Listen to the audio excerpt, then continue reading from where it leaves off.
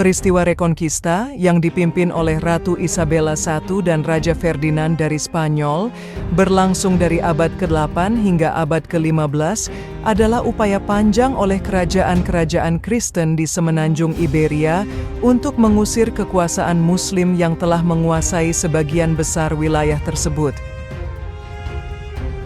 Pada 2 Januari 1492, dengan penaklukan Granada, Reconquista akhirnya mencapai puncaknya.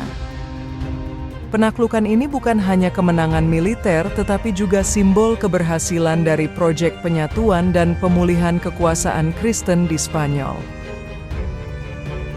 Selamat datang di Casanova Semesta.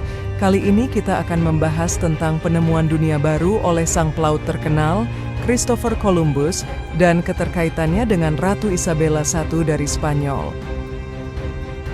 Buat yang belum nonton part 1, linknya ada di deskripsi ya guys. Oke, cukup basa-basinya, dan mari kita mulai kisahnya. Penaklukan Granada membawa perubahan besar dalam struktur sosial dan religius di Spanyol. Ferdinand dan Isabella menerapkan kebijakan untuk mengubah masyarakat Granada dari dominasi Muslim menjadi dominasi Kristen. Salah satu langkah penting adalah peluncuran Inkuisisi Spanyol yang bertujuan untuk mengawasi dan menegakkan kesetiaan agama di seluruh kerajaan. Kebijakan ini tidak hanya berdampak pada umat Muslim, tetapi juga pada komunitas Yahudi yang dihadapkan pada pilihan sulit antara konversi ke Kristen atau pengusiran. Dengan berakhirnya Reconquista, mereka juga memiliki ambisi besar dalam mengamankan posisi Spanyol di dunia global dan meningkatkan kekayaan kerajaan yang berkurang dengan drastis akibat penaklukan itu.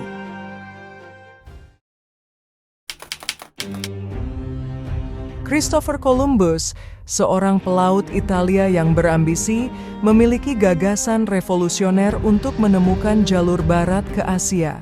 Ia percaya bahwa dengan berlayar ke barat dari Eropa, ia bisa menemukan rute yang lebih efisien ke Asia, khususnya ke pulau-pulau yang kaya akan rempah-rempah seperti Jepang dan India. Columbus yakin bahwa jalur ini akan membuka akses langsung ke kekayaan Asia yang pada waktu itu sangat dicari di Eropa. Columbus mempresentasikan argumennya dengan percaya diri, menjelaskan bahwa rute barat akan lebih pendek dan lebih efisien daripada jalur yang ada melalui Timur Tengah. Columbus pertama kali mengajukan rencananya kepada Raja John II dari Portugal, namun proposalnya ditolak. Ia kemudian mengajukan gagasannya kepada berbagai penguasa Eropa lainnya, tetapi juga tidak berhasil mendapatkan dukungan. Di Spanyol, Columbus mendapatkan perhatian dari Santangel, seorang bendahara kerajaan Kastilia dan penasehat Ratu Isabella. Santangel terkesan dengan potensi rencana Columbus dan memutuskan untuk mendukungnya dengan menggunakan pengaruhnya. Santangel meyakinkan Isabella untuk mempertimbangkan proposal Columbus, menjelaskan keuntungan potensial yang bisa diperoleh Spanyol jika Columbus berhasil. Columbus telah menjalani berbagai negosiasi dan persuasi dengan dukungan dari Santangel yang memungkinkan dia untuk mendapatkan kesempatan berbicara langsung dengan penguasa Spanyol tersebut. Columbus pertama kali diperkenalkan kepada Isabella dan Ferdinand pada bulan Januari 1492, sekitar waktu penaklukan Granada. Ratu Isabella awalnya skeptis tentang proposal Columbus karena ia lebih fokus pada masalah-masalah domestik dan keuangan setelah perang di Granada. Namun, setelah mendengarkan argumen Columbus dan melihat potensi keuntungan ekonomi dan strategis, Isabella mulai lebih terbuka terhadap gagasan tersebut. Setelah melalui beberapa diskusi, Ferdinand dan Isabella setuju untuk mendukung ekspedisi Columbus. Pada 17 April 1492, mereka menandatangani Capitulaciones de Santa Fe, perjanjian yang menandakan awal ekspedisi Columbus dan memberikannya hak-hak istimewa, termasuk gelar bangsawan dan keuntungan atas wilayah yang ditemukan selama ekspedisi.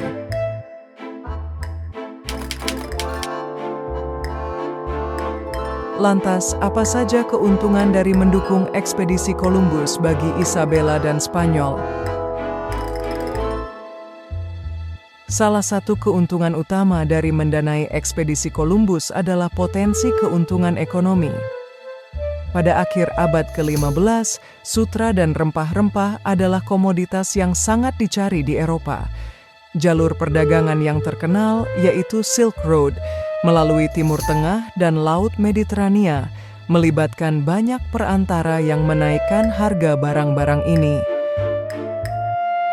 Columbus menjanjikan akses langsung ke sumber-sumber ini melalui jalur barat yang dapat mengurangi biaya perantara dan meningkatkan keuntungan bagi Spanyol.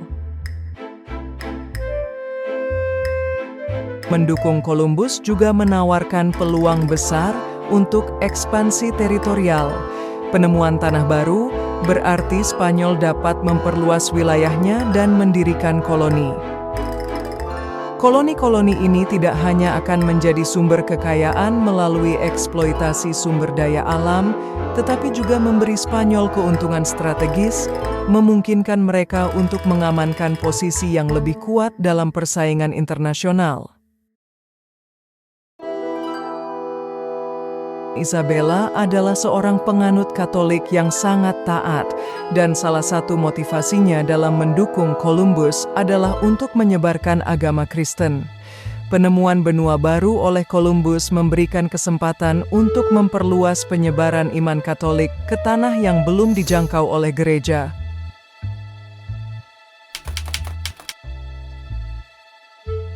Christopher Columbus melakukan 4 ekspedisi utama ke dunia baru dari tahun 1492 hingga tahun 1504 yang mengarah pada penemuan berbagai wilayah yang kemudian menjadi bagian dari Kekaisaran Spanyol. Berikut adalah ringkasan wilayah-wilayah yang ditemukan Columbus selama perjalanannya dan status mereka dalam kolonisasi Spanyol. Ekspedisi pertamanya menemukan Pulau San Salvador alias Bahama dan Kuba. Pulau itu adalah sebagian dari pulau-pulau yang pertama kali ditemukan dalam ekspedisi Columbus dan menjadi bagian dari penemuan awal Spanyol di Karibia. Dia mendirikan pemukiman pertama di dunia baru, yaitu La Navidad. Kemudian dilanjutkan penemuan Puerto Rico dan Jamaika. Dalam ekspedisi terakhirnya, Columbus menjelajahi pantai timur Amerika Tengah, termasuk wilayah yang sekarang menjadi Honduras, Belize, Guatemala, hingga Meksiko. Dengan penemuan tersebut, Spanyol kemudian memulai proses kolonisasi yang melibatkan penempatan pemukiman, eksploitasi sumber daya, dan penyebaran agama Kristen. Wilayah-wilayah yang ditemukan Columbus, terutama di Karibia dan pantai Amerika Tengah dan Amerika Selatan, menjadi bagian integral dari Kekaisaran Spanyol selama abad ke-16 dan seterusnya. Penemuan Columbus tidak hanya meningkatkan kekayaan dan kekuasaan Spanyol, tetapi juga memulai perubahan besar dalam dinamika global, termasuk pertukaran budaya, eksplorasi, dan kolonisasi yang berdampak pada sejarah dunia. Oke guys, jadi itulah kisah antara Christopher Columbus dan Ratu Isabella dari Spanyol. Jadi inilah alasan kenapa di Amerika Tengah dan Amerika Selatan memiliki bahasa Latin yang hampir sama dengan Spanyol di Eropa. Thanks buat yang udah nonton, please like dan subscribe channel ini, dan sampai jumpa di video selanjutnya.